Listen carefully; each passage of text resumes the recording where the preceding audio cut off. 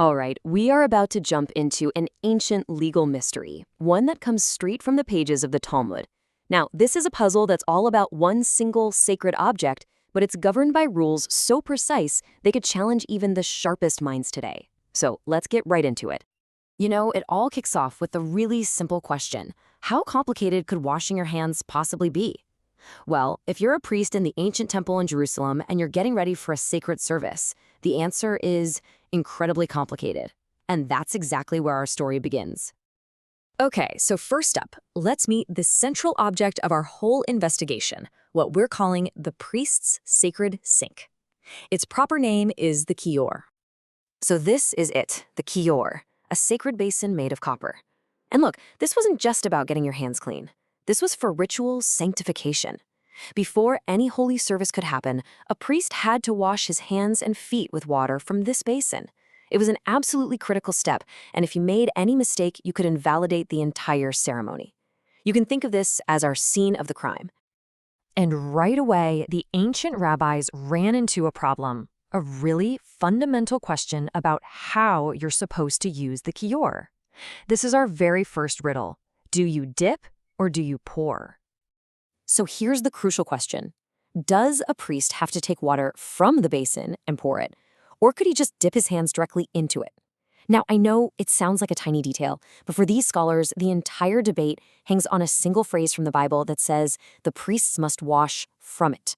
For them, this kind of precision, it wasn't just a preference. It was the very path to holiness. So on the one hand, pouring seems to clearly fulfill that command to use water from the basin. Makes sense. But on the other hand, dipping, well, you're still using water that is technically in the basin, right? The sages had to figure out if this distinction was big enough to actually invalidate the whole ritual. They needed more evidence. So they turned to an analogy. They knew from another law that a priest couldn't just, say, dip his hands into a pool of cave water to get sanctified. That was a definite no-go. And this led to this classic piece of Talmudic reasoning. Okay, if dipping in the kior is kind of like dipping in a cave pool, is it still valid because the water in the kior is inherently special? You see what they're doing? They're using one law to try and shed light on another. But then the plot thickens, because it wasn't just about how the water was used. It was also about when. It turns out the water in that basin had an expiration date. If it was left out overnight, it became ritually invalid. So now we've got a ticking clock added to our mystery. And this led to two competing theories. You had Rabbi Hia, who proposed this split deadline. For services during the day, the water expired at sunset, but for services at night, it expired at dawn. Then you had Rav Hista, who offered a much simpler rule. Nope, the water is always valid right up until dawn. This disagreement is what really sets the stage for our central puzzle.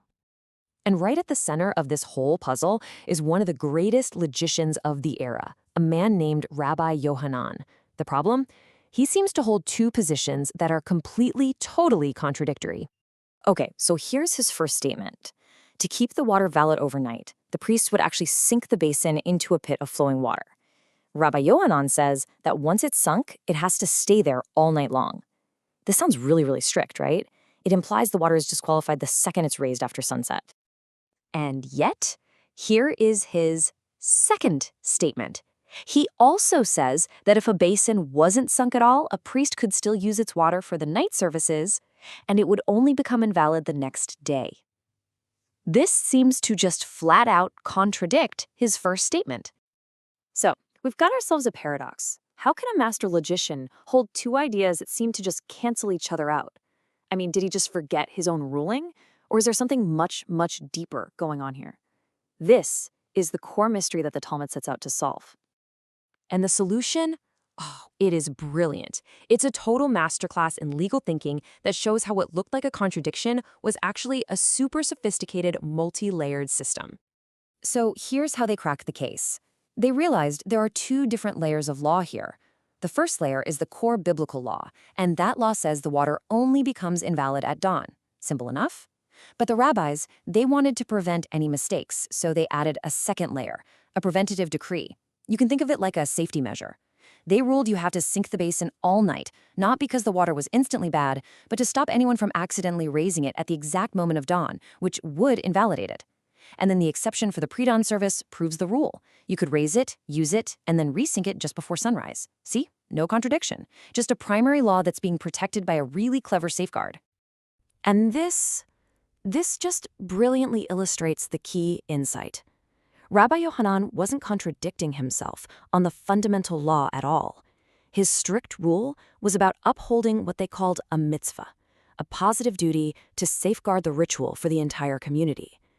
The reason behind the rule was everything. And just when all of this feels like it's purely abstract legal theory, the Talmud grounds it all in this sensory world of the temple with one final, beautiful detail. I mean, just imagine the scene. It's pre-dawn, the temple courtyard is dark, it's quiet, the priests are all waiting, they can't see the first service being performed. Their only signal is a sound, the clank and the creak of a wooden mechanism, one that was built by a man named Ben Catton, that was used to raise and lower that heavy copper basin. That sound was literally the temple's alarm clock. It was the signal that the first sanctification of the day was done and a new day of service was beginning.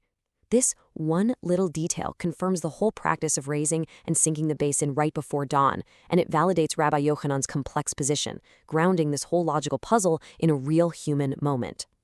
And so, a simple question about washing your hands unfolds into this entire world of logic and preventative laws and even sensory details. It kind of makes you wonder, right? What does this incredible focus on the tiniest details of a ritual really tell us about our larger human quest to find, or maybe to create, meaning and structure and holiness in every single action? It suggests that sometimes the search for profound meaning isn't in the grand gestures, but in the meticulous care we bring to the smallest of details.